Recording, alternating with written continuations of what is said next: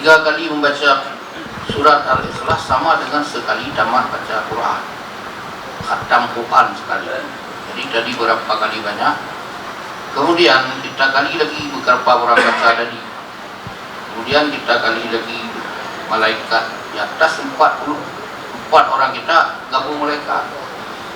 Jadi ini nilai ganda namanya. Jadi kalau benar-benar dengan keikhlasan dan kalau belum sempurna kita niat lagi, yang tadi adalah kita putar jarum jam ke belakang sedikit, semua kita ikhlaskan. Jadi betapa bahagianya almarhumah. Jadi Ahlul Bait, walaupun beliau jauh di sana, tapi bagi Tuhan sangat dekat, tidak ada jarak. Dalam menit yang sama bisa online. Jadi oleh karena itu kita tidak sia-sia lakukan sesuatu, kita bermanfaat. Nah, jadi wajar dan pantas keluarga Pak Nova, khususnya dari Ibu Diah, berterima kasih kepada kita semua.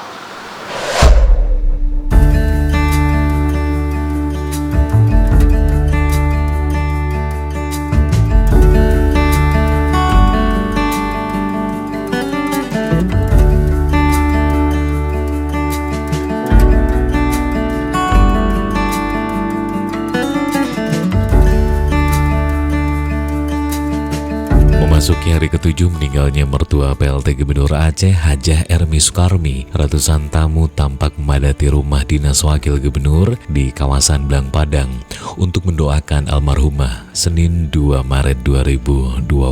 Ratusan tamu yang hadir pada Senin malam berasal dari berbagai kalangan, mulai dari akademisi, para pimpinan pesantren, kepala SKPA, seniman, hingga masyarakat biasa yang berdomisili di Banda Aceh. Terlihat pula hadir di tengah jamaah yakni Wakil Bupati Aceh Besar Walid Husaini. Sementara itu Samadiyah dan doa dipimpin oleh Ustadz Haji Masrul IDLC yang merupakan pimpinan Pondok Pesantren Babul Makfirah Aceh Besar. Sedangkan tausiah disampaikan oleh pelaksana tugas Ketua Majelis Adat Aceh atau MAA kepada Profesor Dr. Farid Wajdi Ibrahim MA. Di hadapan para jamaah, Profesor Dr. Farid Wajdi menjelaskan bahwa kematian adalah janji Allah yang akan terjadi pada seluruh makhluk hidup. Oleh karena itu, lanjut Profesor Farid Wajdi, manusia perlu membekali diri dengan amal saleh sesuai dengan ajaran agama. Selain itu, Profesor Farid Wajdi juga menjelaskan perihal keagungan doa bagi kaum muslimin. Doa yang dimaksud yakni ketika seorang muslim yang masih hidup mendoakan muslim lainnya yang telah meninggal dunia, dan doa tersebut, kata Profesor Farid,